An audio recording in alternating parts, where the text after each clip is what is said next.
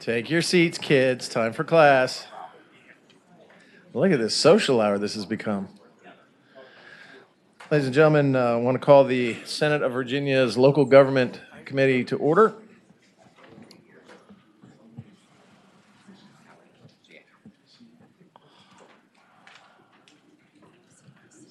LT, you want to open the roll?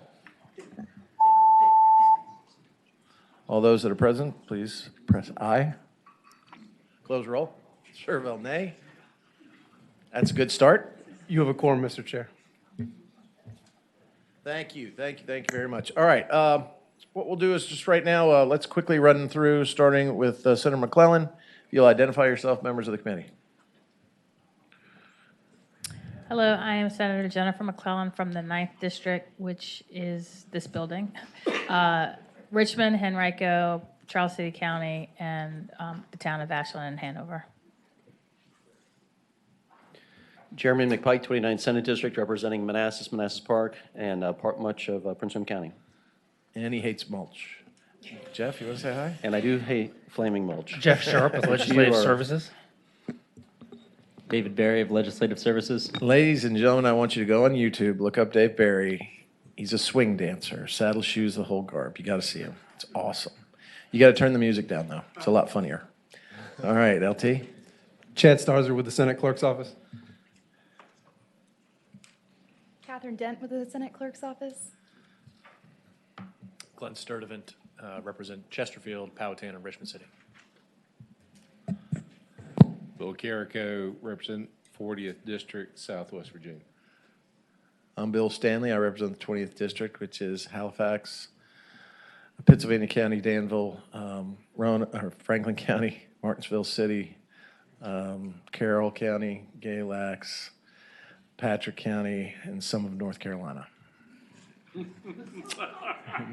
Senator Dave Marsden, all in Fairfax County, one of only two senators whose districts are located in one political jurisdiction, myself and Senator DeSteff, who is all Virginia Beach. It's actually two neighborhoods, just two streets. Linwood Lewis, 6th Senate District, Accomack, Northampton counties on the eastern shore, part of Virginia Beach, roughly half the city of Norfolk and Matthews County. Well, there you go. Good afternoon. I'm Scott Surville, represent 36th Senate District, which is basically Route 1 from the Wilson Bridge to Stafford County. All right, ladies and gentlemen, we have a little bit of housekeeping to do. And the first is, will Michelle Gowdy please step forward? Is Michelle Gowdy here? The ED of VML is not even in here for the first meeting, huh? Oh, here we go. While we're waiting for Ms. Gowdy, ladies and gentlemen, put your hands together for Barbara Favola. Michelle Gowdy, if you'll step to the podium, please.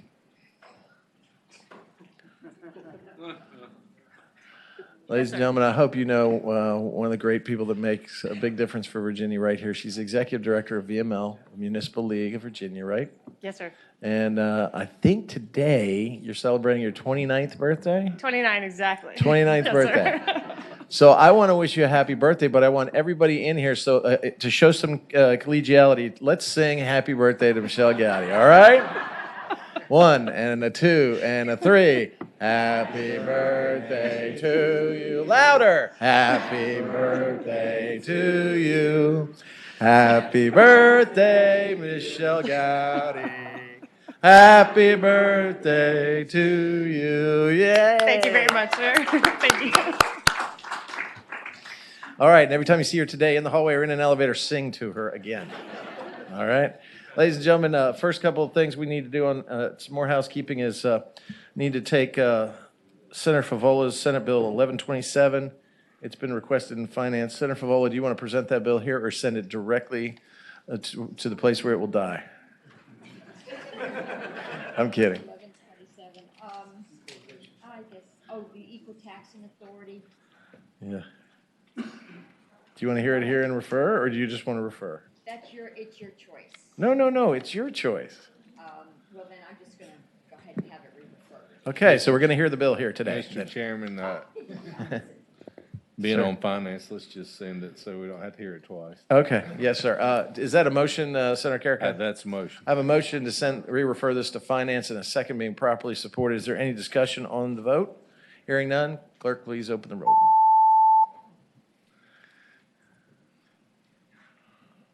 And you can close roll. 9 ayes, 0 nays. 9 ayes, 0 nays. The matter of 1127 is referred to finance, so that's probably the best vote you're going to get out of that bill this year. All right. Secondly, we have a request from a patron, Senator Black. He said, and I think he meant pass by for the day, he said, please table Senate Bill 1155 for the week. So we're going to pass that by for the days. Is there a motion to pass that by for the day? Is there a second? Motion and second properly supported. Is there any discussion on that? Senator Black, and all in favor say aye. Aye. All opposed, same sign. And that is passed by for the week, Senator Black. Is that what you wanted? Yes, Okay. yes, sir. We just passed the trash. We did. All right. So here is, and here's your letter, sending you to finance. Okay, so before we do anything else now, I want to introduce our two pages, which are now serving the Senate Local Government Committee. These young men and women come from all over Virginia. They're really fabulous and fantastic people. If you'll come to the podium and introduce yourself so your parents can see you on TV. You, ladies first. My name is Karina Richmond. I'm from Rockbridge County High, and I live in Lexington. Oh, wow. Thank you. Welcome. I'm Jack Vogel, and I live in Fauquier What? County, and I go to the Hill School. Jack Vogel.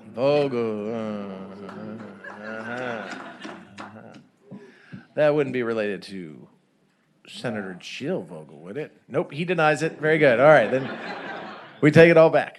All right, let's get started. Who wants to go first? Who's up in the queue? Senator Edwards. Mr. Chairman, members of the committee, we can start with Senate Bill 1304, no smoking in outdoor venues. This actually passed, I believe, last year, another committee. But what this was requested by the City of Roanoke, the City of Roanoke has an outdoor venue and for outdoor events. And we've had complaints where people sit there and smoke and they have children nearby, and there's no way to say, please, would you please not smoke, Mr. So-and-so.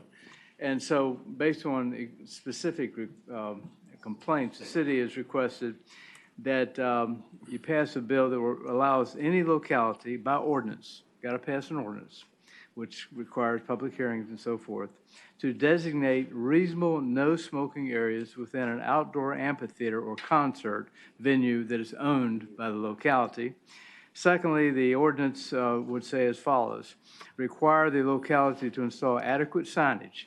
It's not going to catch anybody by surprise. You got to have an adequate signage within each outdoor amphitheater or concert venue that designates a no smoking area. It'll be very specific within such outdoor amphitheater or concert venue, and provide no person shall smoke in that area as a no smoking area, and that anybody who continues to smoke after being requested not to smoke would be subject to a civil penalty of no more than $25. That's less than a parking ticket, most places. And provide that any law enforcement officer may issue a summons, and that the money that's collected goes solely by the locality to public health purposes. So the idea is to say, look, a lot of people don't like it when you're smoking because there are children around, and adults don't like smoking too sometimes. And it'd only be when the concert's in operation, adequate signage, and you tap somebody on the shoulder, sir, would you please not smoke? And 99.9% of the people say, well, thank you very much, I won't. So that's all it is. It's kind of a warning more than anything else, and $25 civil penalty. Questions of the patron. That's all. Very innocuous. Mr. Chairman, this passed the House and the Senate last year, is that correct? And it has a reenactment clause, so we pass it this year, it becomes law, correct? There was a reenactment clause on, I think this version, this exact version, I think it is. I think that's right. You better hope so. That's correct. I think that's correct. Yeah. And it passed this committee 10-3, is that right? Senator Pike, I'm going to take your word for it. Senator Edwards, I got a couple questions. Okay. So, under the current statutory laws right now, if the person was assessed a $25 fine and does not pay that fine, does their license get suspended? In your case, no, no. No? No licenses are ever suspended in this situation. Further question? Yes, of course, I grant that. Rob Catron can explain it further. Go ahead. So what if we decriminalize marijuana, possession and recreational use of marijuana? Well, Does it that doesn't include- cover marijuana. I mean, I guess you can smoke I mean, where that else do you anytime smoke want. marijuana except at a concert? But it depends who's playing. Just trying to plan for the future for your bill, sir. There you go. All right. Any other questions of the patron by the panel? Hearing none. Is there anyone who'd like to speak in favor of the bill? Rob Catron from the Rob city of Catron Roanoke. represents normal, right? Exactly. That's what my parents think, I think.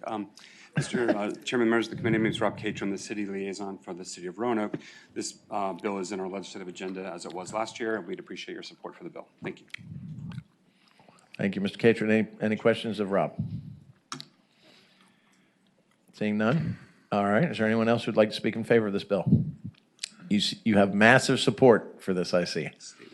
Now, I must confess, as chairman of this committee, I'm not chewing gum because I want to. It's nicotine gum, so I won't be smoking in your You need a venues patch? and upsetting You people. need a How's that? patch? No, the patch never worked for me. Quitting's easy. I've done it 100 times. Anybody in opposition of this bill, Senate Bill 1304? Any freedom-loving people, liberty-rising people? Motion's been made to report by Senator Sturtevant. Is there a second? Second being properly supported by Senator McPike. Is there any discussion on this bill? Hearing none, clerk, open the roll, please.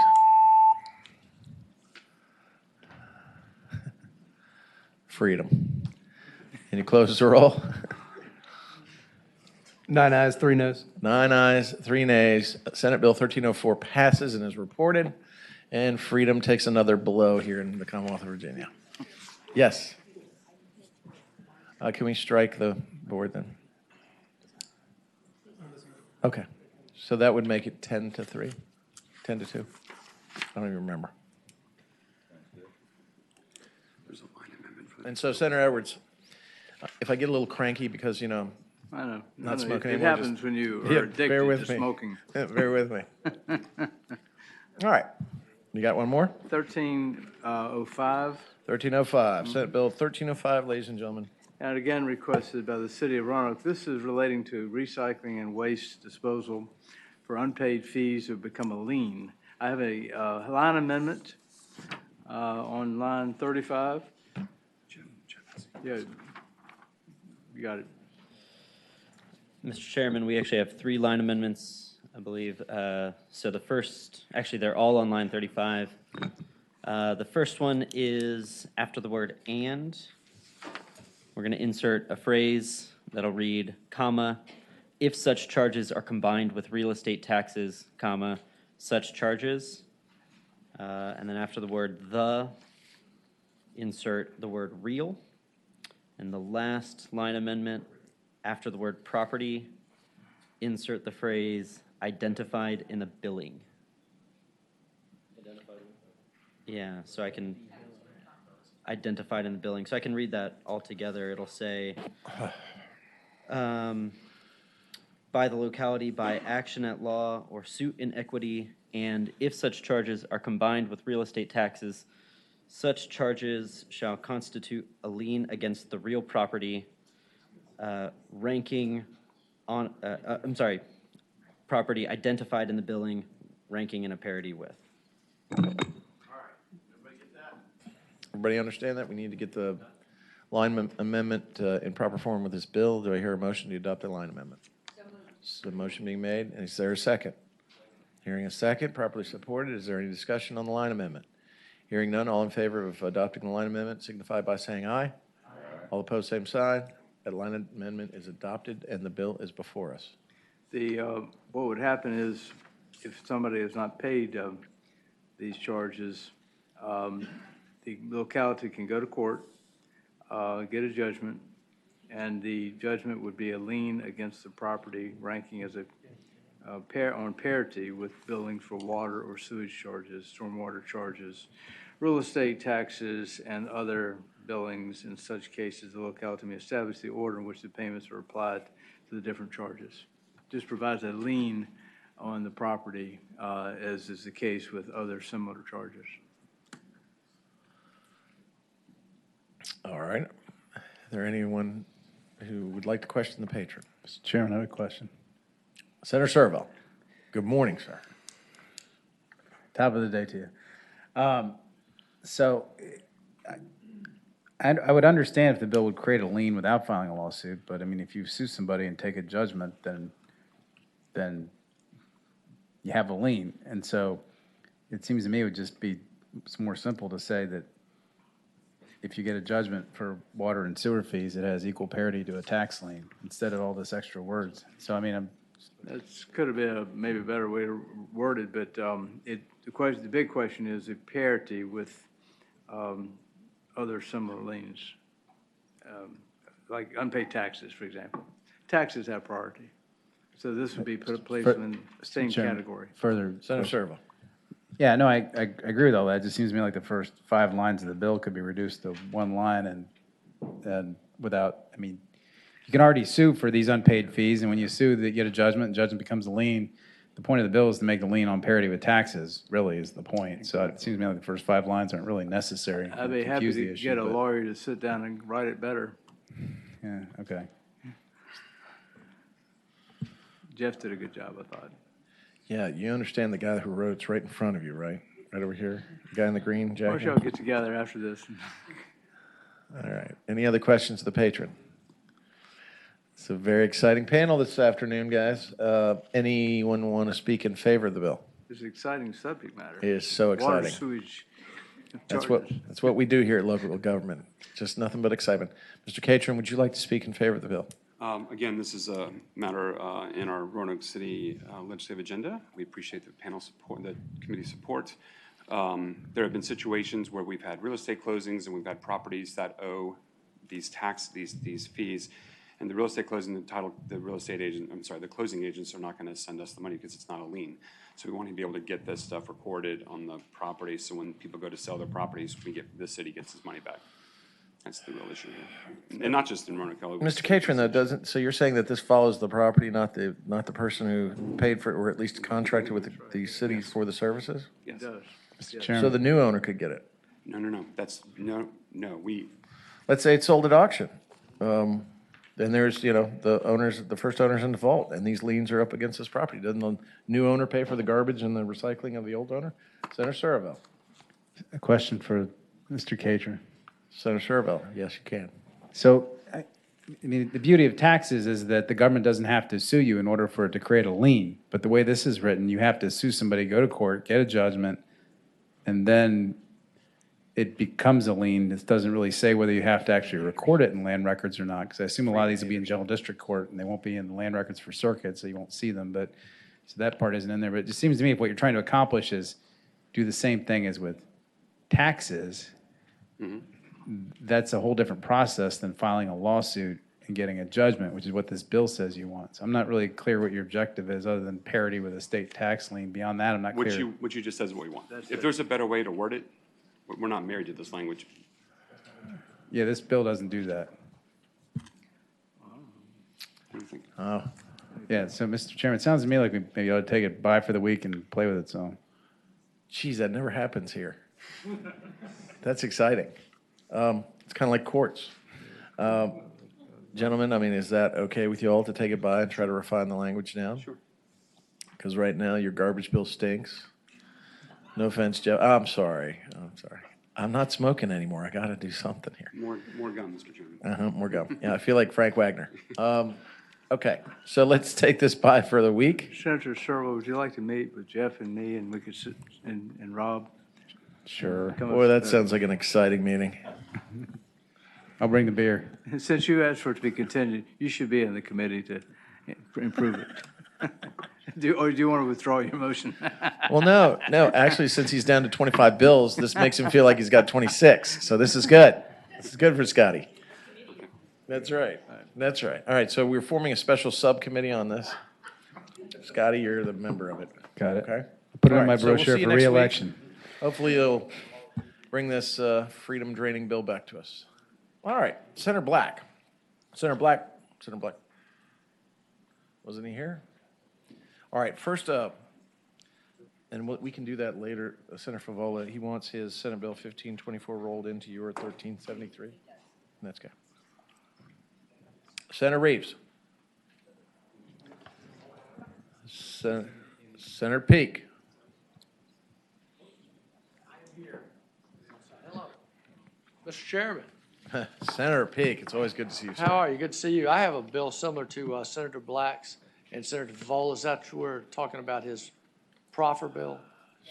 Okay. Okay, so if you want to wait 2 seconds, Reeves is supposed to be coming over here. Okay. And then what we'll do is we'll just take up the proffer bills in a block. I mean, we'll just That's what I thought you put were them all gonna together do. if that's okay with you guys. That's what I thought you were going to do. And then The patrons agree with that? I've got a couple Senator folks. Favola? Okay.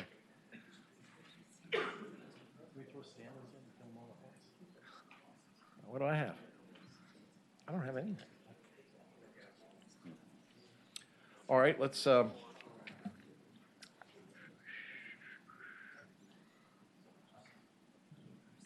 anybody? Is there anybody on the panel that has a bill that would like to go? Nope, you don't. It's all this. All right, well, Reeves is the co-chairman of P&E. I'm trying to. Rehab. Yeah, but he's the co-chairman of, or the vice chairman of P&E. He's on P&E. So I was going to try to get him out of here.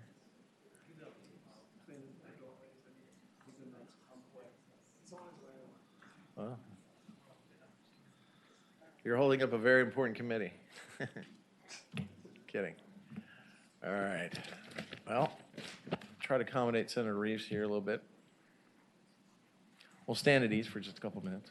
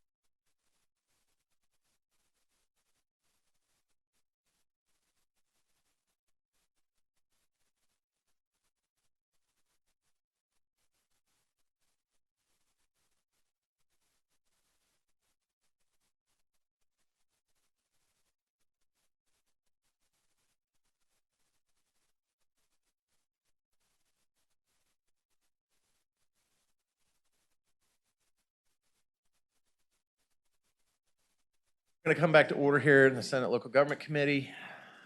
Let's go proffering. Okay, so we're going to ask Senator Favola. We're going to take the following bills up together, since I know everybody's been working on it since our proffer party. So we're going to be calling Senate Bill 1143, Senator Peake. Senate Bill 1373, which is Senator Favola. And Senate Bill 1524, which he wants rolled into yours. So let's take care of that little piece of business first. Do I have a motion to roll Senator Black's Senate Bill 1524 into Senate Bill 1373, Senator Favola's bill? We got a motion and a second, properly supported. Is there any discussion on that? Hearing none, all in favor signify by saying aye. Aye. All opposed, same sign, and those bills are put together. Now, so Senator Peake and Senator Favola.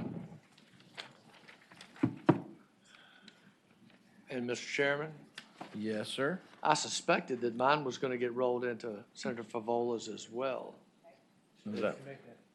Whoa, I've never seen such excitement coming out of this committee. Yeah, we really got them all fired up. Motion and a second, properly supported. Is there any discussion on rolling Senator Peake's bill? Let me just make sure I got the numbers right here. 1143 into Favola's 1373. Is that right? And you mind everybody being named chief co-patron is rolled in yours? All right. Will the clerk please note that we'll make them all that. All in favor signify by saying aye. Aye. Did we have a motion in a second? Yeah. All opposed, same sign. And those bills are rolled together, and they are now Senator Favola's. But you are the chief co-patron there. Thank you, Mr. Chairman. Now, we did have one change that we would, or one thing to bring up, if that's. Well, that's why you're still here. You're Okay. the chief co-patron. So wait a minute. Senator Favola? Senator Favola, if you'll go to the dais. Okay. Yield to Senator Favola so she can give you the what for?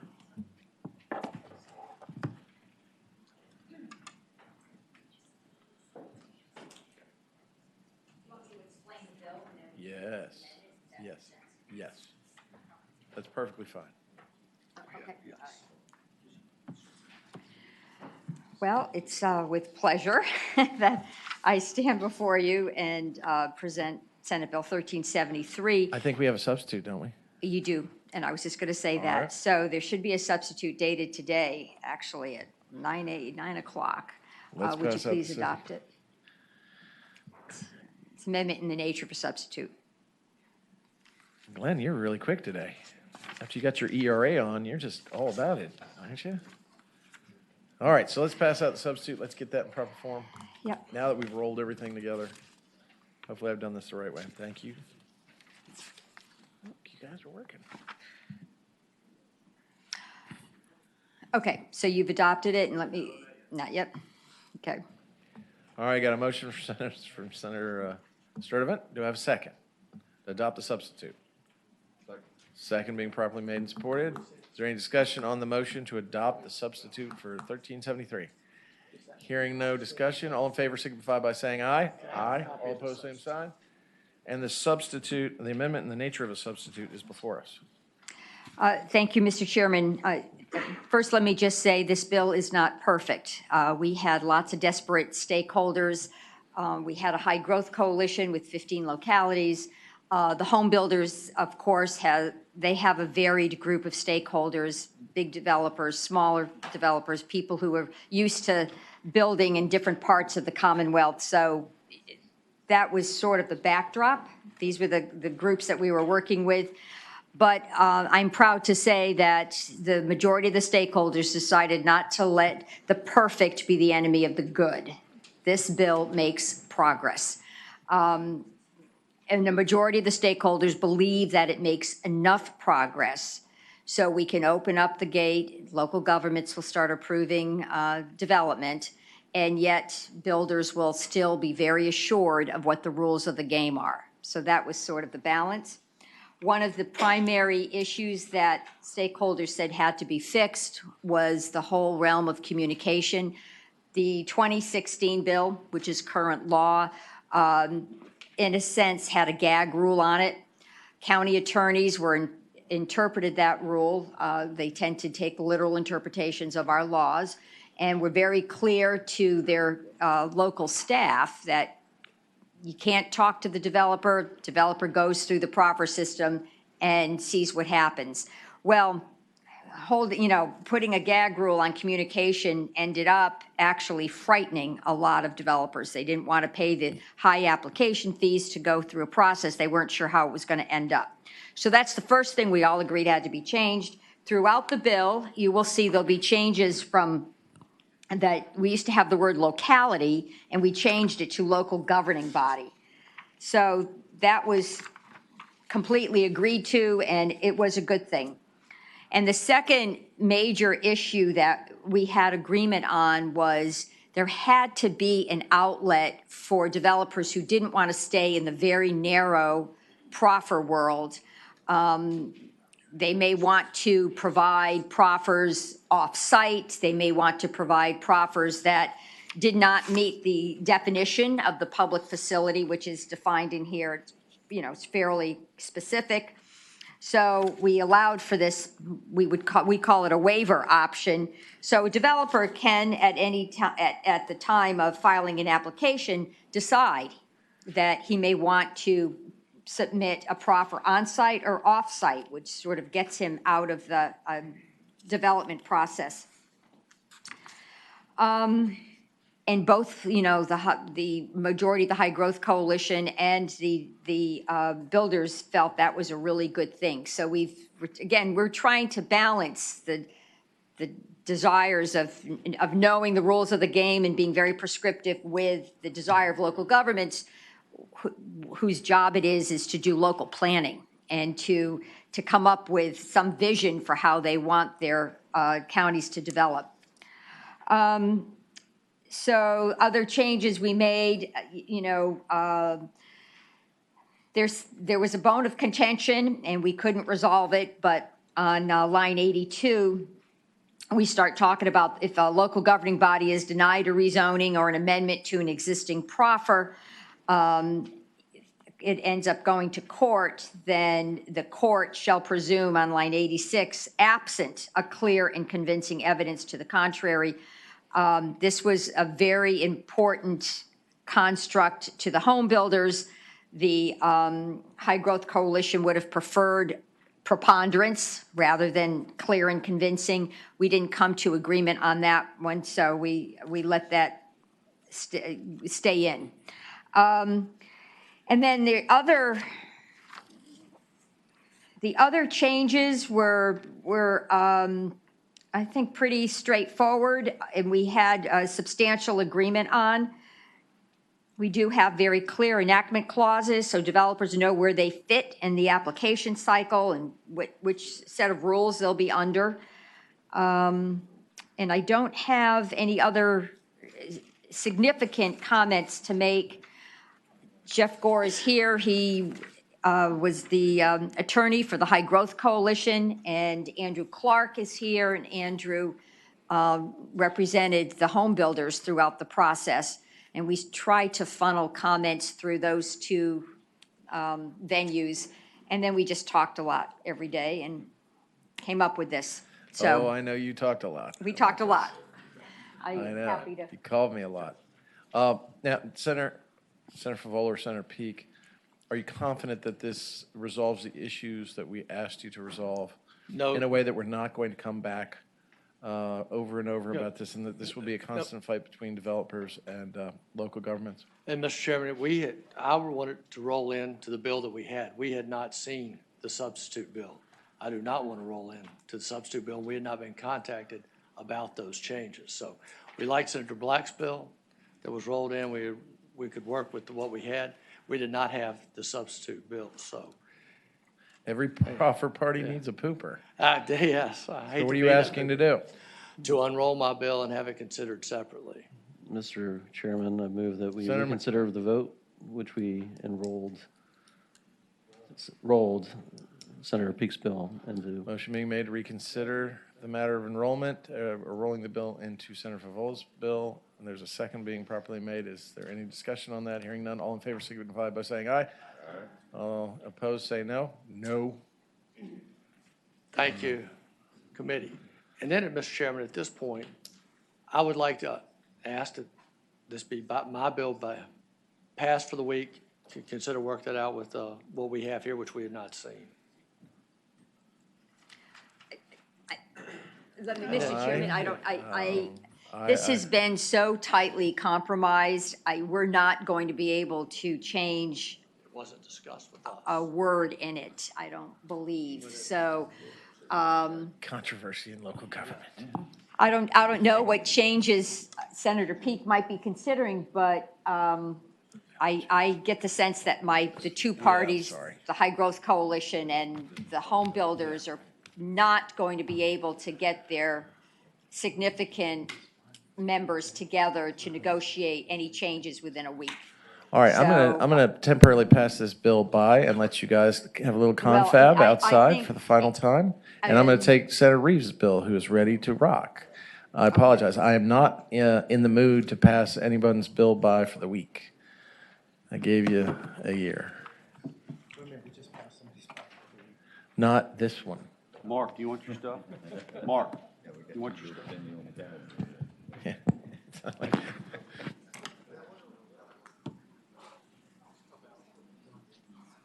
Good afternoon, Mr. Chairman. Hi, Senator Reeves. You don't have any bills with Senator Peake, do you? I'm sorry, who's that? Never mind.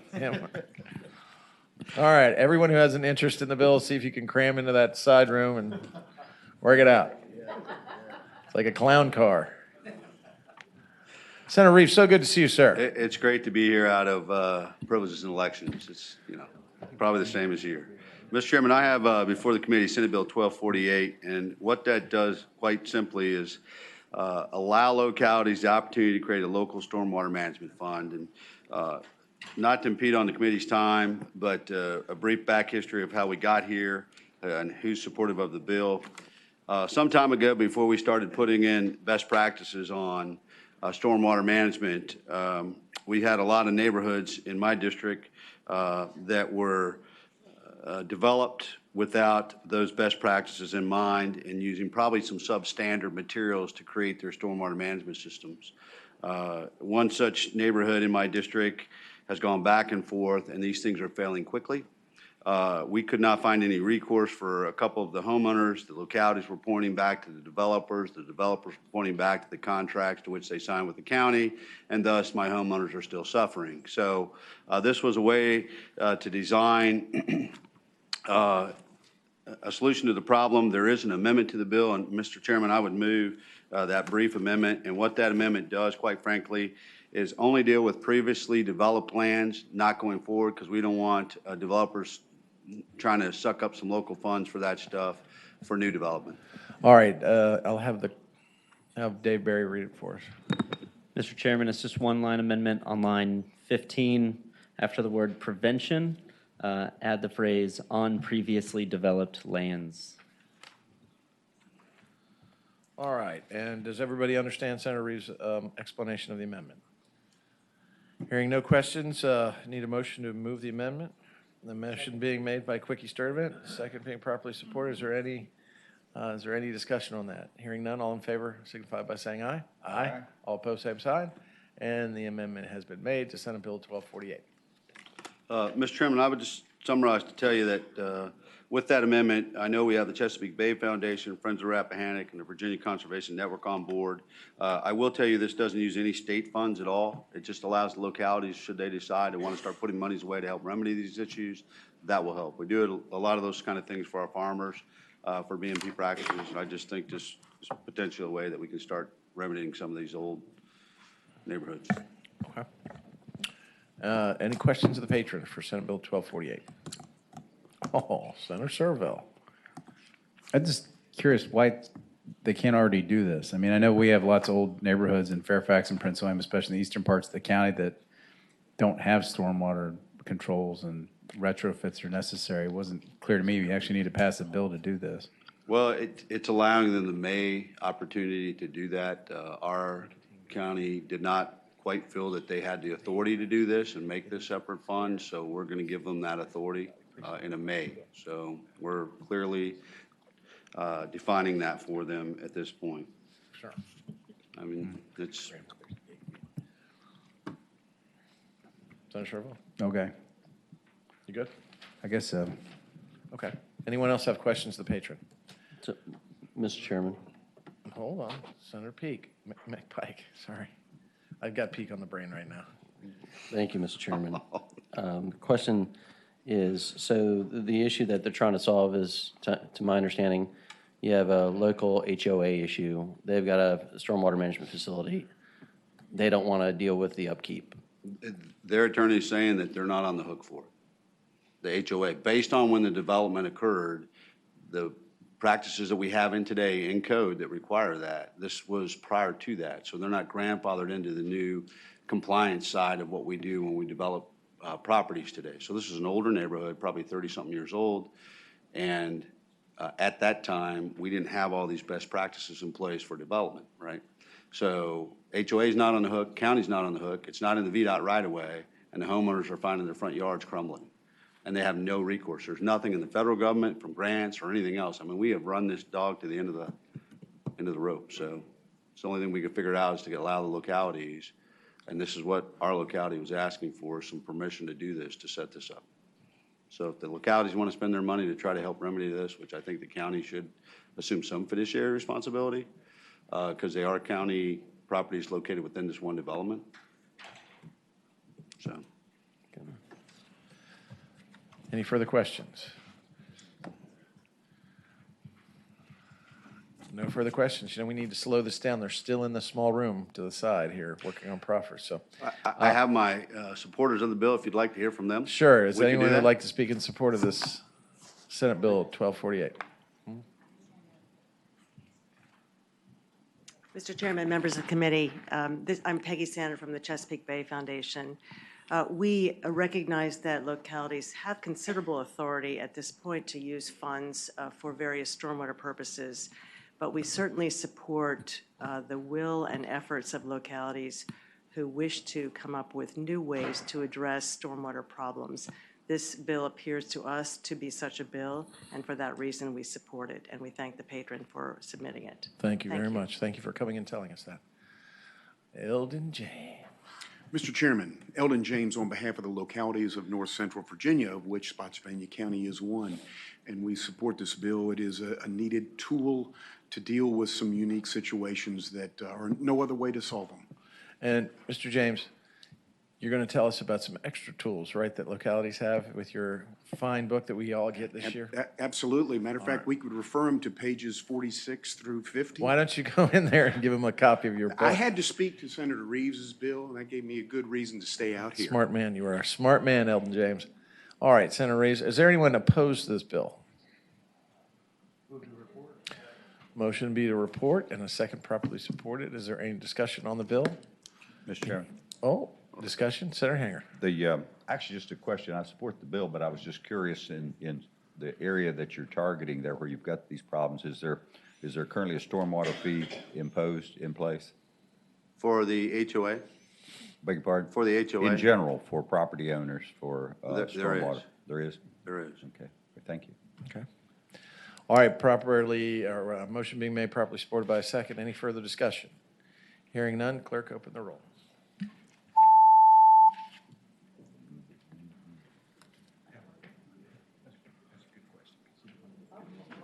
12 ayes, 0 noes. 12 ayes, 0 nays. And with that, Mr. Chairman, I thank the committee, and I now give you back to Senator Peake. Do we have some white smoke coming out of the small room here? We have a new pope. And Eldon, why don't you come up here? Eldon James, or has he gone in the room? Eldon, why don't you come in here, and while we're taking a few minutes while these guys work something up. Ladies and gentlemen, I think every single one of you has gotten a copy of this. If not, ask Eldon for it. It's excellent reading, and I never thought I'd say that about this. But it's Managing Growth and Development in Virginia, a review of the tools available to localities.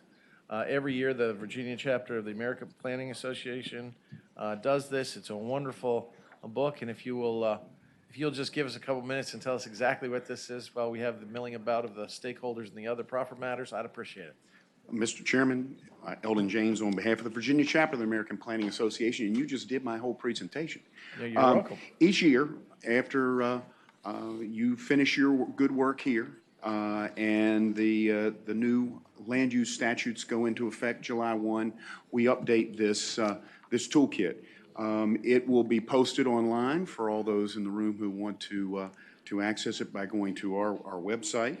But I would, since there is so much interest in proffers and impact fees this year, I would refer everybody to pages 46 through 48 to learn a little bit about the history of conditional zoning in Virginia, which really goes back to the beginnings of it in the 70s, after some wonderful legal battles in Fairfax. But then also a few pages farther over, a little more about impact fees. But this document does cover all of the enabling legislation for land use within Virginia, and we do update it annually, and we consider it a resource for everybody. Eldon, you are a gentleman and a scholar. Eldon is quite a resource for us here in the local government committee, and this book is quite a good resource. So any local government, members of local government or those that work for local government, I highly recommend you get this online if you don't get the bound version. And Mr. Chairman, I'll stop by your office later to autograph your Please copy. autograph this for me every day. And remember, it's to my best friend, Bill Stanley. Don't forget that part, okay? All right, ladies and gentlemen, we are down to the last, and this is very exciting. Are they out of the room now? They're back in the room. Uh-oh. This is trouble. Barbara? Committee will be at ease for a moment. Mr. Chairman.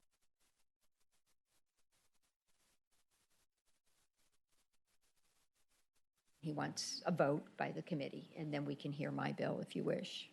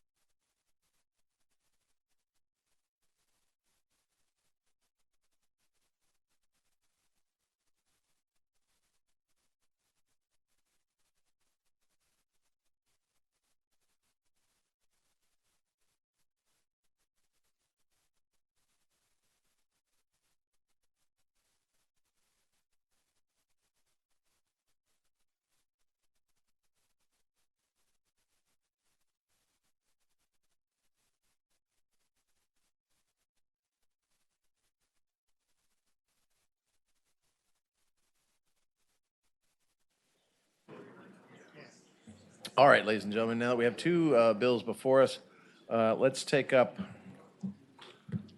your bill first, Senator Peak. All right, thank you, Mr. Chairman. Again, we have Senate Bill 1143, and the main concern that we had with Senator Favola's bill is the process, the part about capacity. And I have Tara from Goochland who would just explain it briefly. There's a similar bill in the House, so if it comes over, we'll explain what our concern is with the capacity issue. And Okay, that's all I Senator have Peak, to speak on it. do you want to explain your bill, or would you rather have? I'd rather have Tara explain my bill. Okay. I've been going over it with her for hours, and so I want to see if she got it. I think he's taught me all I need to know now. Oh, very good. Then we'd rather have the more learned. Chairman and Senators, I am Tara McGee. I'm the Goochland County Attorney, and I'm before you this afternoon on Senator Peak's Bill number 1143. Goochland started last summer with the proffer party being involved. As you know, Senator Peak had a bill on our behalf last year. And Goochland is in a somewhat unique situation because we actually amended our capital impacts, amended our proffer policy, and tried to take up and did in fact approve cases under the existing proffer law. As many of my learned colleagues, Goochland may well be one of the only localities that did that. But what we discovered in doing that is a major flaw in the way the current proffer bill is written, and that is with the use of existing capacity. When you're trying to figure out whether or not you can proffer for a public facility, you have to use the existing capacity, which means if there are 20 open seats in your high school, the developer standing in front of you says, my kids are going to sit in those 20 open seats. I don't need to pay a proffer. He gets approved and moves on. Later that night, somebody else says, my kids are going to sit in those 20 open seats. Yeah, I don't have to pay a proffer, approved and move on. The next month, somebody says, my kids are going to sit in those 20 open seats, and that continues until the school has actually got people sitting in those seats. And once the children are sitting in the seats, that's the first time a developer can have to pay. But as the houses are being built, you're going to have 7 kids stacked up in those seats. But what really ends up happening is that then there is a funding gap because residential improvements were approved without addressing their impact on, say, a school. And so your existing residents are bearing that burden. Goochland came to realize this as we approved over half a dozen cases under the old bill, and so we asked Senator Peak to introduce something last year, and we're back before you again this year. Again, with a very different perspective than the others because we've approved him. The other thing I want to tell you is that it allows for extraordinarily poor capital planning because your school has to hit over 100% capacity before you can begin to collect and plan for the next. So the solution is to remove existing capacity from the proffer law, and that was the bulk of, that's the main part of the bill that was introduced. I do understand that Senator Favola's bill addresses a good number of the other problems that folks have experienced with the bill, particularly the communication problem, and I can appreciate that. But what I ask for everyone to consider in comparing the two bills is Senator Favola's bill says I can opt out of the proffer bill and never have to do with what it says. That you're out in the wild, wild west. Who knows what the developers can expect? It could be different in every case, in every jurisdiction. They will agree to that, but they won't agree to my request to remove capacity, but have a data-driven decision, just not using capacity. You just pay for the students that you're providing, but you don't have to use existing capacity. So I just submit to you that Goochland has asked to take out the capacity language in Senator Peak's bill so that we can make consistent data-driven decisions for developers in the county. And that's what we see the benefit to that. And although Senator Favola and the High Growth Coalition worked around a lot of other issues that are good issues for local governments, it doesn't address that. And that's what Goochland would like to see addressed. Thank you for that presentation. Is there anyone here at the panel who would like to ask her a question? Senator Sherville. I just looked to you first. Appreciate that. I did have a yes, question. Sir. I understand that you all have come up with or taken this position as to what how to determine what existing public facility capacity means, which I'm looking at in the bill right here. Is that a decision you all made yourselves, or did a judge tell you that your interpretation of existing facility capacity excluded prior developments that you've already approved that might use that capacity? Oh, this has not been tested in a court of law for Goochland. We approved half a dozen cases, but none of them had sued. Further question, Mr. Chairman. Senator Servil. Is there some reason your county didn't request an attorney general's opinion to confirm your interpretation as opposed to changing the law for everybody? No, we did not request an AG's opinion. Was there a reason for that? Not in particular. It's not my habit to ask for an AG's opinion when I've got a senator who's interested in doing it, and I didn't think there was a way to read existing facility capacity at the time of the approval to include what I would call approved but unbuilt. Okay, Maybe that's the English Other major in questions? me, but I just couldn't see how to get there. got it. All right, anyone else? Senator Marsden. Thank you, Mr. Chairman. From what I understand, the problem here is that everybody's queued up, and the last guy who goes over the top, it's like the slot machine, the three cherries show up, and he gets caught with the bill, kind of like musical chairs or something. Is that kind of your problem? Well, remember, we introduced a similar bill last year, so we didn't come late to the party. We may not have been invited to the end, but we weren't late. We weren't the last guy in. No, what I was saying was that for developers who, with the schools, for instance, the example you were giving, that's what I was getting at. It is the developer who puts you over the top that gets stuck with the bill. That's and correct. And the earlier folks don't. Would you see a remedy, somewhere in this that is a per student fee or a percentage fee or something like that, rather than the last person being stuck with the bill? I think if you take out the capacity, you go back to sort of a pro rata. If I'm building X number of houses and this part of your county has 0.5 students, I do think you end up back in the concept of paying for what you're building without paying attention to whether you're the next guy to throw it over the edge. Further questions? Mr. Chairman. Senator Servil. Sorry. I'm trying to understand your interpretation here, which you say, because the other sentence you want to strike says, a locality may base its assessment of public facility capacity on the projected impacts specifically attributed to the new residential development on a residential use. And so I'm not clear why you think, given that this statute specifically says you can look at the projected impact from the new development, why you thought your hands were tied. That says the projected impacts from the new development. Right. It doesn't say from all new development. We asked to have that sentence struck because once you strike the language 2 lines above about in excess of public facility capacity, there is nowhere else that capacity is mentioned. Okay.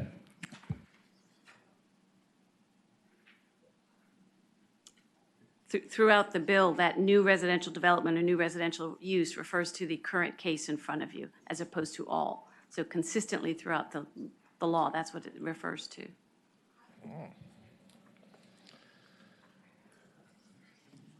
Pretty smart answer. Anybody else? Questions? Thank you. Thank you very Mr. much. Chairman. Thank you for your presentation. Thank you for your advocacy. We appreciate it. Much clearer than Senator Pete could do. That's right. I know. Or me. All right. Is there anyone who would like to speak in favor of this bill who hasn't already spoken? Eldon James. Thank you, Mr. Chairman. We want to speak in favor of the capacity question. APA Virginia identified that when we were having these discussions in 16. You'll find it referenced in the pages I referenced earlier. When we go through a capital improvements plan process, we identify using existing zoning what our capacity needs are, whether it be schools, fire, what have you. And then if somebody new comes along and gets in the queue and they can use that capacity, there goes your 5-year capital improvements plan. Thank you very much, Mr. Chairman. Thank you, Mr. James. Yes, sir. Please step forward. Identify yourself. My name is Blaine Dunn. I'm a supervisor in Frederick County. Mr. Chairman, you made the comment earlier that had the problem been solved, we had a year to do it. Senator Favola's bill is an improvement over existing law. For that reason, it's worth passing. Senator Black has a provision in his bill calling for reasonably attributable. Senator Favola has a line in her bill calling specifically attributable. Those two items deal with capital costs, and they're significant. However, in Senator Favola's bill, I believe it's in Section H, it says, notwithstanding A, B, and C, these things do not occur.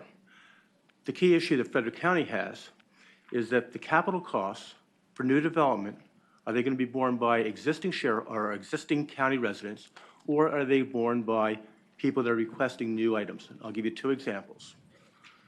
We have a development of about 2,700 homes, and the developer put in land for a school, and that was it. If those 2,700 homes had each paid an additional $10,500, which would equate to approximately $50 a month on a mortgage, the county would not have had to expend $27 million for a new school. Secondly, on the word specifically attributable, in Middletown, we have a developer who previously had made a proffer offer of $13,900. After your 2015 bill, that number dropped to $5,800, costing the county approximately $1.4 million. So in a good faith effort, a developer said, this is something that's reasonable, but once the 2015 bill had been passed, he said, no, it's not. So my comment to all of you as members of this committee is a simple one. Think through the issue, and the question I pose to you is, do those that move into a county requesting new capital development, should they pay for that development, or should existing people already there pay for that development? That's the issue. In Frederick County, between 1900 and 1990, we had a capital growth of 32,000 people. Or sorry, population growth of 32,000 people. In the last 28 years, we've had a population growth of 40,000. That's significant. Senator Favola is from Fairfax County. Frederick County is very similar to her county 50 years ago. At one time, Fairfax County was Route 29, Route 7, and it was nothing. And that's what Frederick County is today. So the question I pose to you, as you go through legislation, Mr. Chairman, is who pays for the capital costs? Those that are moving into the county, or those that are existing there? And if you can build legislation that solves that problem, you've solved the problem. But Senator Favola's bill is an improvement, and I urge passage. Thank you. Thank you, sir. Mr. Chairman, Ron Jordan representing Prince William. We were going to speak about the capacity issue and the definition of public facilities in the broader discussion later, but we just wanted to raise at this point in time, since it's been brought up, it is an issue of concern to us also. Okay. Thank you, Ron. Yes, sir. Please step forward, identify yourself. Mr. Chairman, Dennis Walter with Hanover County. I just wanted to say that Hanover County shares Goochland's concerns about the public capacity language, and we support their proposed change that would eliminate what we view as confusing language. Thank you. Anyone else in support of the bill? Anyone who would like to speak in opposition to Senate Bill 1143? Mr. Chairman, Andrew Clark with the Home Builders Association of Virginia. We strongly oppose this piece of legislation. One of the directives from this committee in April at the infamous proffer party was to bring together as many stakeholders, local governments, building development community, and trying to compile a list of all the issues that we heard and challenges with the 2016 proffer bill. We literally compiled everything that we could find on the public record at committee hearings in this committee, and we sat down with a good number of groups, personally met with local governments on Northern Virginia, downstate, including Goochland County, and tried to find ways to address kind of the biggest issues, the communication piece like Senator Favola referenced, the ability to have flexibility to offer different types of on-site and off-site proffers, and a series of other amendments that we felt really swung the pendulum back from 2016 and tried to find some compromise.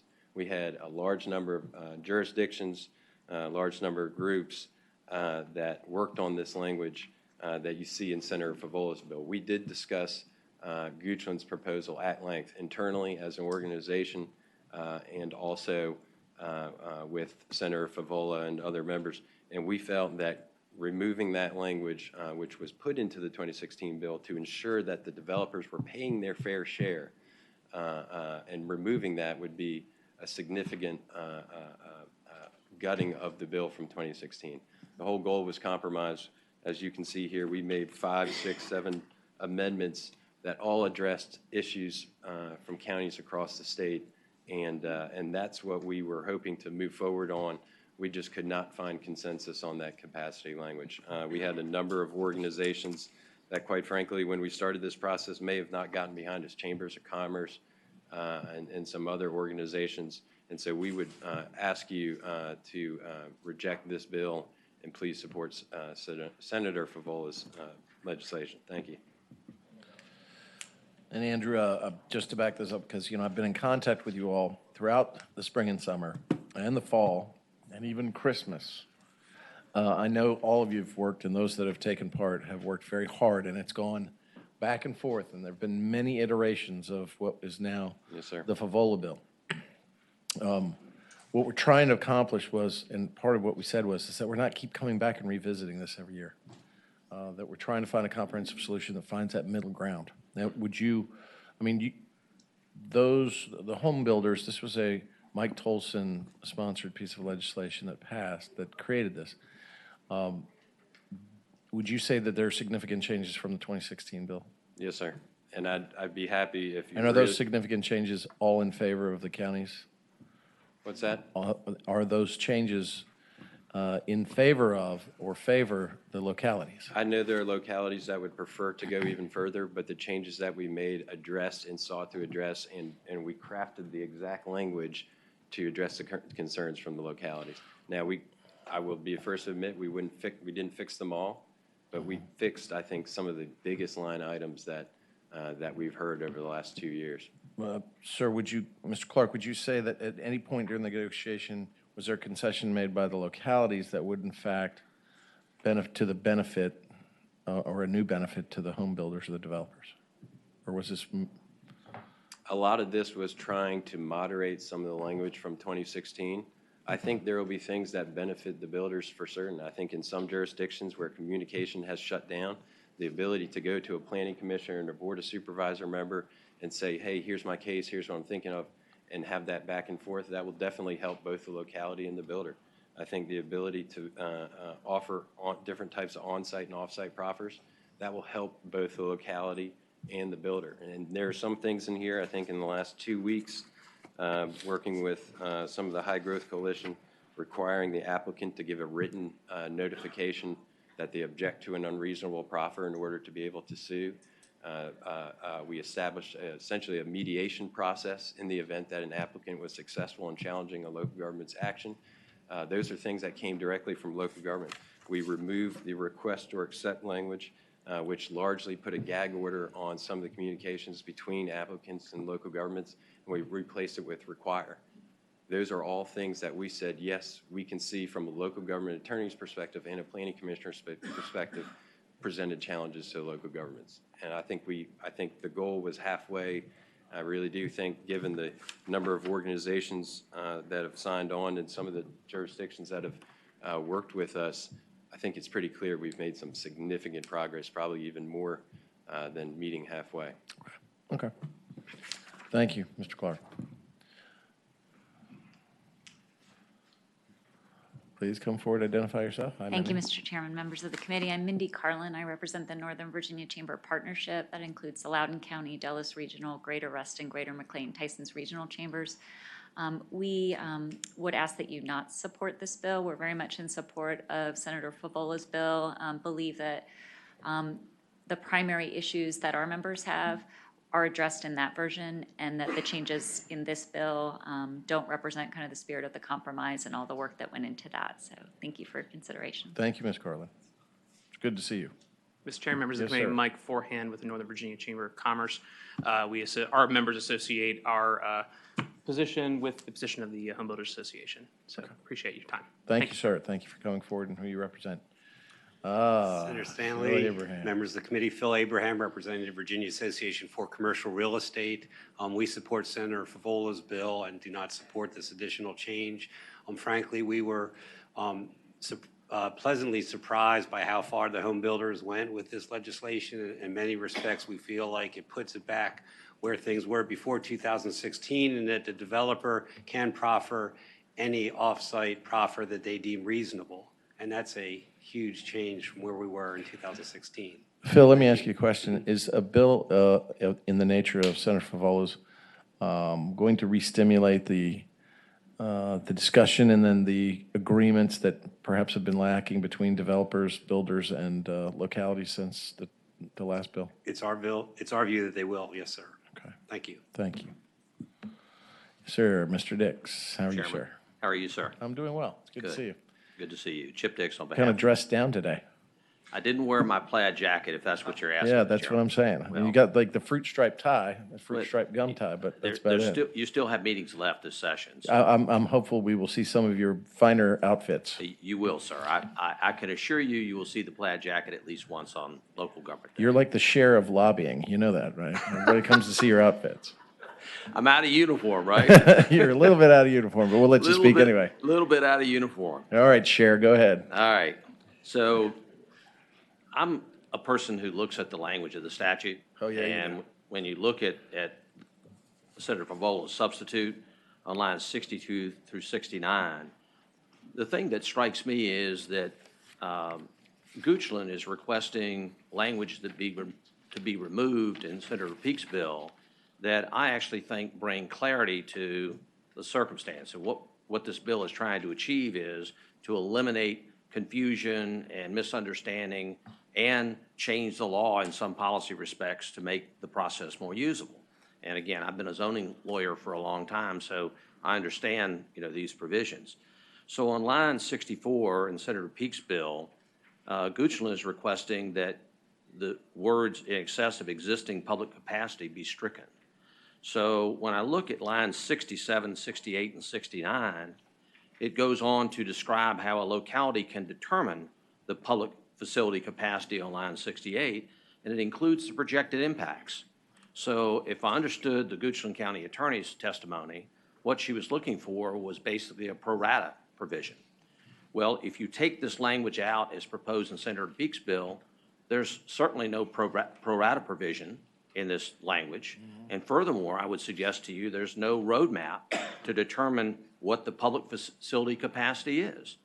So I would suggest to you that localities would like to have a roadmap, and most of the localities that I do zoning work in look at the projected impacts and say, we need X number of school seats and elementary and middle and high school in this area, and they calculate that on a pro rata basis.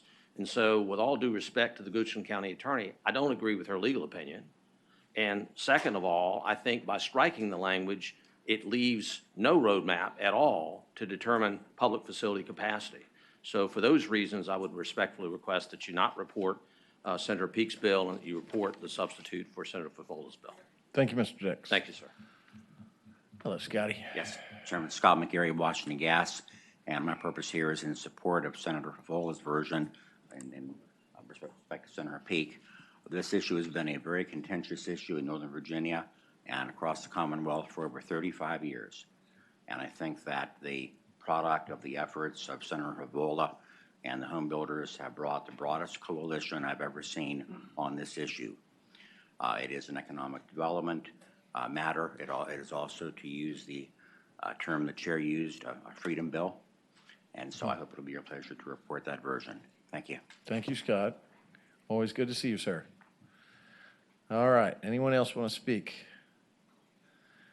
Senator Peak. Yes, sir. Thank you, Chairman, members of the committee. As it said, our issue is the capacity issue. That's what we want to address. And to get to Senator Sorvell's question, if we were interpreting wrong or there was an interpretation issue, then why is there such a fight to put the capacity language in there? That's what I don't understand. So if y'all think it's correct that they're misinterpreting the statute, then this capacity language shouldn't be a problem at all. If you think they can already do that, I don't understand why the capacity issue is a problem. Thank you. Thank you, Senator Peak. And certainly, Senator Peak, I want to make sure that I'm very clear with you. I appreciate your advocacy for Goochland, and I don't think we're trying to do anything to the exclusion of Goochland. They have a very fine legislator who is fighting very hard for them and has been doing so for, did somebody pass out over there, or was that just a sound? Oh, all right. When you said Goochland had a very fine legislator, she fell out of her chair. I assume you were talking about somebody else, but that's No, okay. no, I'm talking about you. Oh, And good. so I know, both your staff and your involvement in this, and certainly your passion and advocacy are noted, no matter what happens here today. But we act on motion, and so is there a motion? Mr. Chairman, before you accept a motion, may I say a few words? Absolutely, I'm sorry. Thank you. Senator Peake, I appreciate the fact that you brought this issue before us and aired it. We understand, and we did have conversations on it. I would have a different interpretation from your county attorney. So I think the key here is we're going to have to watch and see what actually turns out, what actually is implemented after we pass a bill this session. But I do want to thank you for raising the issue. Thank you, Senator, and lawyers got to make a living too. Hey, but listen, I thought the Goochland argument made by their counsel was excellent.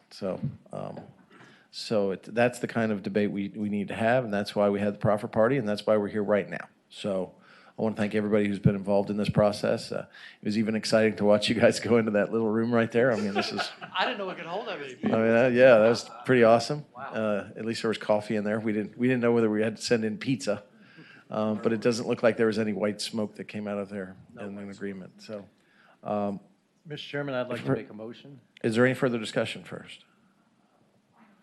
Hearing none, we operate by motion. Well, Mr. Chairman, I'd like to make a motion, and I'd like to first state that I don't like any proffers, impact fees, or anything, because it drives up the cost of housing. But I'll make a motion for Senator Hanger to pass it by indefinitely and second it by Senator Donovan, since I have both proxies. And I know which way they want to vote on this. That is a dodge. That is a complete. Good thing we're recording this so we can see exactly where DeSteph just dodged. He used his proxies to make a motion and a second. Is that allowed? It's not allowed? You are out of Actually, order. Mr. Chairman, for that, I'll make the motion to pass by indefinitely. Second. A motion being made to pass by indefinitely, being supported by a second. Is there any discussion on that? I will again only say, look, it is my belief, and I appreciate everybody getting together basically because of my threat, but I believe that this stalemate cannot continue. It's not good for development, home builders. It's not good for counties. It stops progress, and when these things, when you're all working together, you work very well, and the difference is that you have a great community, and that community is supported by wonderful schools and roads and parks and pools and aquatic centers, even, Senator Favola. And so it's that's an inside joke. So I really hope that where we're going here now just stops the stalemate and makes you guys move forward in a way that's productive for both you, your citizens, your employees, and Virginia. Okay? So there's a yes, and for America, We shall overcome. Yes, and so there's a motion to gently pass this by indefinitely. A second being supported. Clerk, open the roll.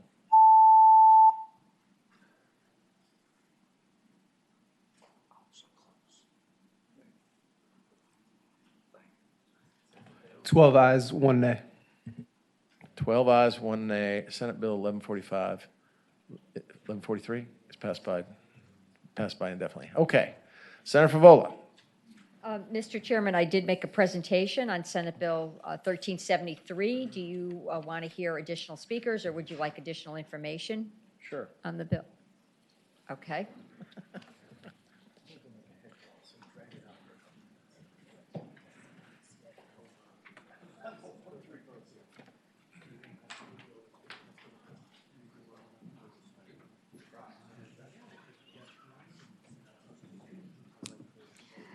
We can go through provision by provision, or we can accept questions, whatever your preference is. Well, do you have anything more you'd like to say in terms of? I don't have anything more. I would like the Jeff Gore from the High Growth Coalition to maybe speak, and I know the Virginia Association of Counties are here, the Virginia Municipal League is here. So I think they would like an opportunity, and you have heard from Andrew Clark. Please, step forward. Senator, my name is John McGlennon. I'm a member of the James City County Board of Supervisors and the chairman of the Coalition of High Growth Communities. The coalition's been around since 1998. and our efforts have been to try to find ways to help local governments accommodate the residential growth that befell them, especially during the early part of this century and until the Great Recession. More recently, we've seen, again, an effort to address some concerns, especially in relation to the passage of legislation in 2016, which had unanticipated effects in making it much more difficult for local governments to deal with development proposals. The Coalition for High Growth Communities has been re-energized and been actively involved, and we thank Senator Stanley for the work that he did this summer, and especially Kickstart to make sure that we tried to get something accomplished over the course of the fall and winter. And the coalition has been meeting regularly to talk about legislation. We've been working with Senator Favola. We've been working with Mr. Clark. And at the end of the day, we feel that the legislation that is before you is, in fact, in some significant ways, improvements over what exists in the as a result of the 2016 legislation. I would not stand before you and say that all of our members are enthusiastic about this bill. In fact, the position of the coalition is that we do not oppose passage of this bill. We do also want to recognize, though, that this bill provided us with something that 2016 did not, which was an opportunity to have our voice heard and to engage in constructive discussion with members of the General Assembly and with the others who are interested in developing in our communities. And we would anticipate that, I know this may not resonate with you very well, but we would anticipate those conversations will continue almost immediately to address some of those issues that we feel were heard but not accepted by the other side in our discussions. Our localities are really here endorsing the process that we went through in this case, saying that we do feel that there are significant improvements here, have some skepticism about whether this will really solve the problem, but think that it does provide us with a path whereby we will achieve those methods that will solve the problem in the future. We, for instance, intend to engage in discussions after this spring on the question of impact fees for by right development and the opportunity to more fairly spread the cost of new infrastructure in communities brought on by residential development. So the coalition stands before you to say that we are in good faith planning to work with the provisions of this bill if it becomes law, and feel that it does offer a good roadmap for the ways in which local governments should be working with the General Assembly and with other interested parties to resolve these very contentious issues. So thank you very much. Thank you very much. Thank you for your participation in this during the process. Really appreciate it. Thank you. You know, and you said some of your members aren't exactly happy. You know, as a lawyer, I've always found in negotiated settlements, when both sides aren't exactly happy, it's usually the best settlement, and they figure it out later. But and I hope that's where we're going with this. Yes, sir. That's right, Mr. Chairman. Jeff Gore. I do work with the coalition. I also represent Loudoun County, so I'm here on behalf of Loudoun County. Just to let you know that the county does not have a position on the bill, which may sound like not a big deal, but it's a big deal, Mr. Chairman. It's a big deal because, in case you all didn't know, Loudoun County is still one of the fastest growing counties in the country. Their population grew by 100,000 people the last 10 years. They built 50 new schools since 2001, 10 fire stations, 10 parks. The growth there continues at a tremendous, tremendous pace. One part of that the locality, the board has to grapple with is how to pay for the cost of growth, obviously. So proffers has always been an important component of that in Loudoun County. Even at the height of the building boom in the mid-2000s, early mid-2000s, cash proffers constituted less than 5% of the county's CIP. So it's a mistake to think that cash proffers or any other proffer pays for the cost of development, but it is an important component. It helps the county plan. It helps the developers build communities that are desired in that market, and it can work. I do think that the progress that has been made this summer, this fall, as late as yesterday, is significant progress. And so for that reason, Loudoun is content at this point to see how this works and hope and optimistic that it will improve the situation. You going to pledge to me that Loudoun County, taking no position on this, is going to do their best to work with developers and builders in this scheme that we've kind of come up with here?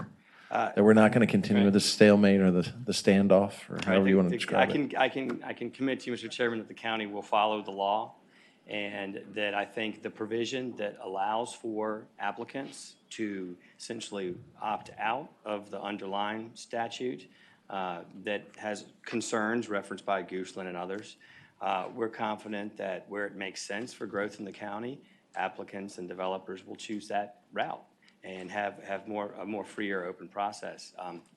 That's yet to be determined, but I can commit to you that the county will, in good faith, apply the law. Very good. Thank you. Thank you, sir. The birthday girl. Mr. Chairman, members of the committee. All right, let's sing happy birthday to her again. Please don't do that again. Thank you, sir. I will just reiterate their comments, but really more than anything, thank Senator Favola and all the other people who participated in this process, because it really was with everyone's work that we got to a place where, as you said, everyone's mad, which probably means we got to a good place. So thank you. Mr. Chairman, Dean Lynch, Executive Director of the Virginia Association of Counties. I want to thank Senator Favola for bringing the bill and for the other patrons in looking at how to solve this problem. While we'd like to see the bill advanced so that we can continue working on it, we know the bill's not perfect, but it would provide us with a tool going forward that we could work on. Thank you. Thank you, sir. Thank you, Mr. Lynch. Mr. Chairman, Yes, Ron sir. Jordan, representing Prince William County. As the bills were introduced, we would have supported Senator Black's bill.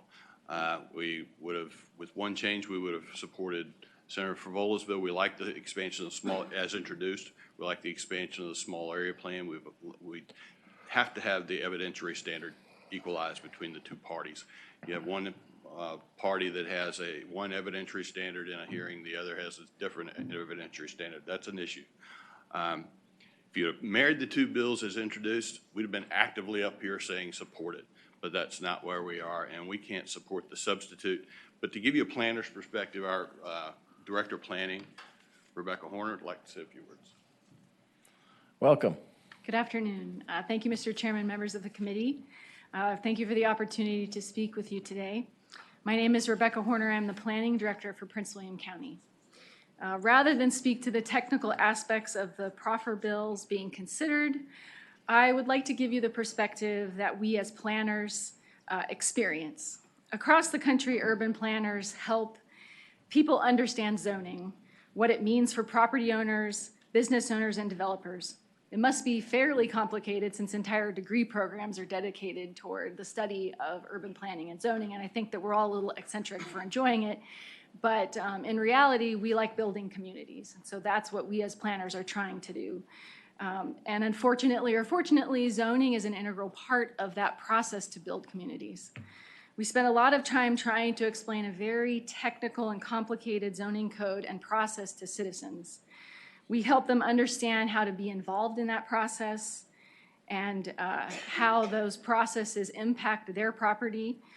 We help negotiate solutions to issues that are very personal and serious to citizens. And we help to find common ground between developers and those citizens so that businesses and developers can be part of the process of building those communities. Every community struggles with controversial cases. And in Northern Virginia, that often includes residential growth. Partly because the DC metropolitan area is very dense and urban and urbanizing, like in the case of Prince William County.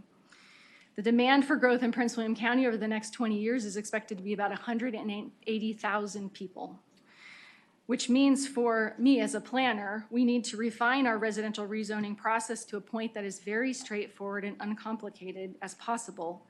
But possibly most important of all, we need to make sure that this process includes the ability for citizens to have meaningful impact on that process and input. From a planner's perspective, the bills that are being considered are concerning in a few ways because they overcomplicate, I believe, what is already a very technical and complicated process by creating the opportunity for an opt-in or opt-out system. For us as planners to try to explain that to citizens who want to participate in this process It has been very difficult with the current proffer law, trying to explain the difference between applications that came in prior to the adoption of the law and after. They do not understand. They feel very frustrated. They feel like they're not being listened to. And I'd say that the general public will only be involved with a rezoning maybe a couple times in their lifetime, which means they will not understand having two systems. Under the current law, like I said, they do not understand why a developer cannot mitigate impacts that they might bring up at a public hearing because it may not meet the legal standard of a specifically attributable or direct and material benefit. Most people don't understand what that means when they are talking about their property. And I have a couple of examples, real examples that we've experienced in Prince William County. So when a rezoning in an urban area generates school children impacts, but there's no land available in that specific area, we must look for land outside of that specific area in other areas of the jurisdiction.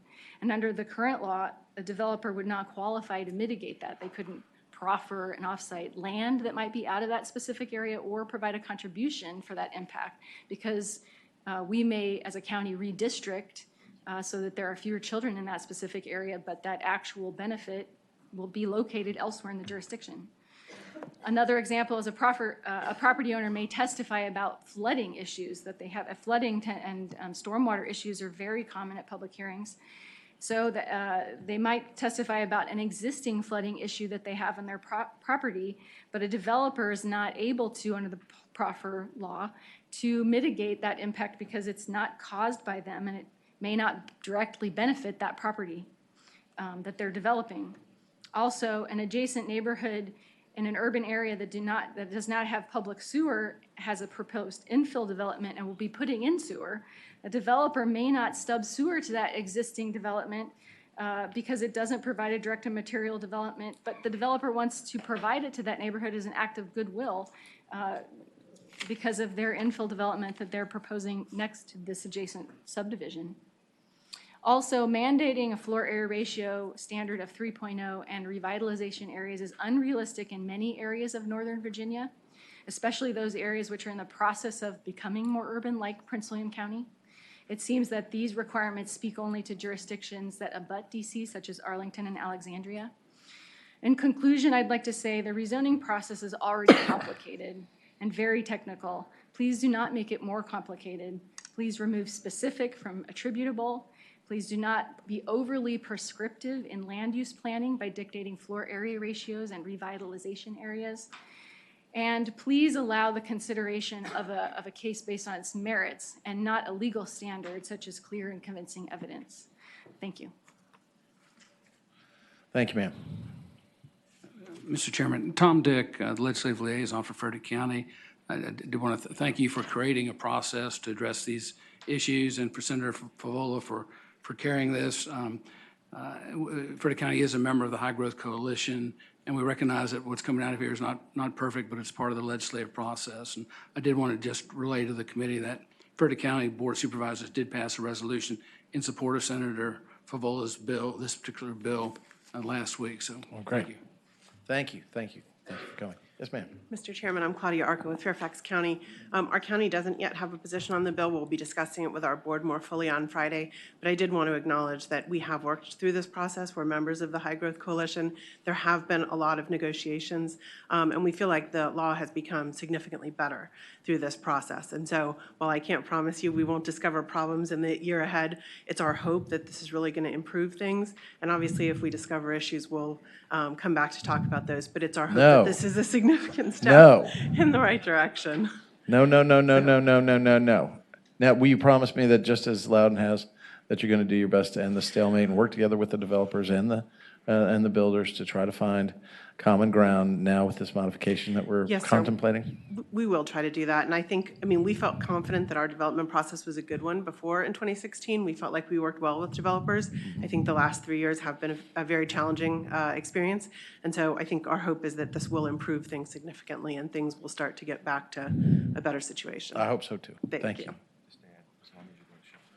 Good afternoon, Mr. Chairman, members of the committee. My name is John Farrell. I'm an attorney who practices land use law and have been for 40 years. I actually teach land use law to the for the Virginia Bar Foundation. And so I rise in favor and support of the bill. I've spent way too much time over the holidays answering phone calls from Senator Favola, God love her. I don't know how much time she got to spend with her family over the holidays. I have one technical amendment that I ask Senator Favola to consider is on line 85 of the bill. It currently says that the proffer has to be required by the local governing body. Well, proffers are voluntary. Local governing bodies can't require anything. And so I think it's more important and more appropriate for the language to be request in writing. We don't want somebody making a suggestion from the dais to trigger this bill, but most of the time these requests come in writing from staff. And that's the only, that's how it really works. In order for there to be a requirement, you'd have to have a majority vote of governing body. That's never happened in 40 years I've been practicing, and it's unlikely to happen again in the future. And with that, Mr. Chairman, I support the pass of the reporting of the bill to the full Senate. Thank you. Hold it. Huh? Okay, so what you're saying is just to take out the requirement because there is no, it says failed to submit an unreasonable proffer or proffer condition amendment that 85. was required by the local governing body. Right. Proffers are voluntary. They can't require it. So that never happens. So instead, I would suggest to the chair. The old language was suggested, requested. And I'm saying take out Or suggested. required. Take out suggested and make sure that it has to be in writing. So it's not a request that comes from a citizen at the podium or comes from a supervisor. Request in writing is how the staff makes those requests. That's how it happens. So that it be in writing and not that some comment at the dais doesn't trigger the statute. We don't want that. What we want is a formal request, and that would be a request in writing. And that's how I've gotten proffers come to me every time I practice or I have a case. It's a written request from an agency of the local government, and that's how it works. Okay, thank you, sir. Thank you, Counsel, sir. what do you think? Mr. Chairman, Andrew Clark with the Home Builders Association of Virginia. I'll be brief. Just wanted to thank. Barbara, Senator Favola, pardon me for my, and I love getting phone calls from you too, by the way. They're awesome. No, it's awesome. It's great. Did you hear the suggested technical, and Mr. Dix, since you're the wordsmithy guy, Chair, can you come forward? His Mr. suggestion Chairman, is, and it makes some sense, that the word required means that these proffers are never required. I mean, it's the old language, but by taking out suggested, requested, or required. Which line, or where, I was Oh, reading line 85. Yeah, that's It where I really was starts on too. 80. So, 82 if you want to read it what together. he's saying is it couldn't be required, a condition amendment was requested in writing is what he would like Yes, sir. Requested by the in local writing. governing body, and that was line 85. We would like to huddle over that. It's not something,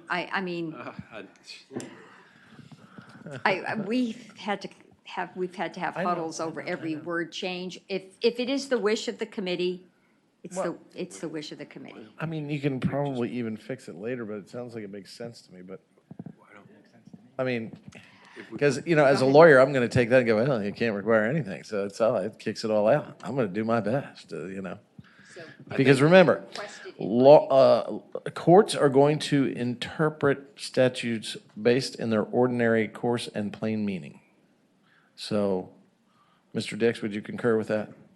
I mean, any challenge to something or the way that the court's going to interpret something is based on the plain meaning of words. Is that right? Found in the statute to derive the General Assembly's intent. Mr. Chairman, I would say that it is on the plain meaning, but there's several places where the word require appears, and I don't know that all the parties have had that opportunity to deal with that, but if you change it to request, then if there's a problem, then we can change it back at some later point. Well, I mean, The key issue is that it would have to be requested by the local governing body. Right, but riddle me this, I mean, isn't it give kind of kick out clause for the localities, Because they said, we never require. Does it get out of jail free card? Mr. Chairman, we think we All right. might have an answer. Going to call timeout.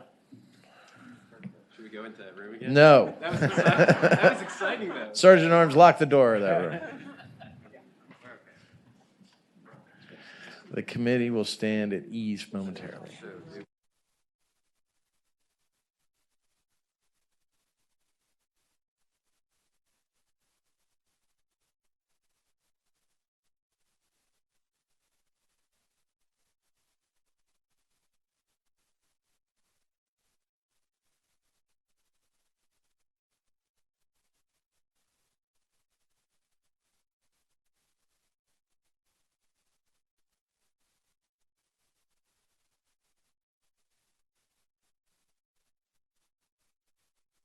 Got to come back in. We're taking out required, and we can say was requested in writing by the local governing body. So we will accept that amendment if you want staff to read it back. Everybody got the thumbs up on that? All right, staff, do you know what they're asking for and want to read it back? Let's see what this line amendment may be. Mr. Chair, so the amendment would say, was requested in writing. We would put back that old language requested back into the bill, and then strike the word required after it. So was requested in writing by the locality. By the local governing body. Local governing body. Locality must be struck. It's got to be local governing body. All right, was- we're all good with that? Everybody good? Mr. Dix has It's better for another you. question.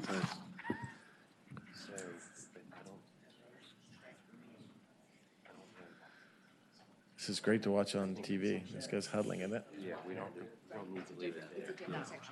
This is democracy at work. To our pages, you are seeing democracy on the fly right now. Okay, we were looking at another And we're back. section, and we're fine. Okay, we think that's the only change. We don't have to make any more conforming changes at this moment.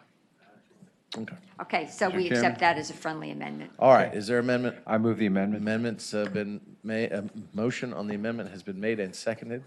Is there any discussion on that? Hearing none, all in favor of the line amendment as read by staff and our lawyers here, please signify by saying aye. Aye. Aye. All opposed, same sign. And the amendment is made to the bill.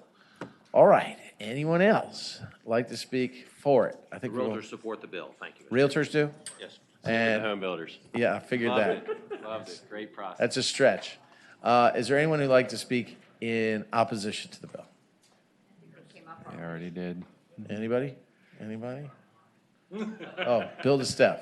Senator Steff would like to speak in opposition to the bill. Senator Steff. He hates proffers. He hates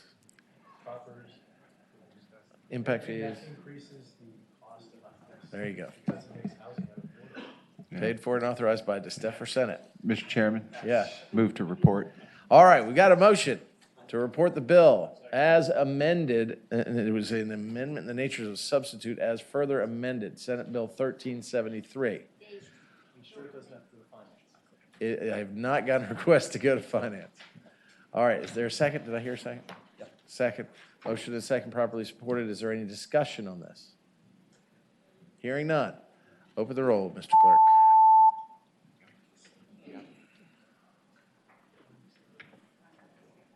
11 ayes, 2 nays. 11 ayes, 2 nays. You guys. Well, guess what? Who's going to have to explain it on the floor? Senator Favola. Senator Favola, congratulations. Really Your looking bill will be forward to it. reported. I want to thank everybody right here for all the hard work they've done on this, on trying to work this problem out. I know there may be further discussions and further things as this travels the process of legislation and its course to the governor's desk, but thank you. If there's no other business before this committee, it shall rise.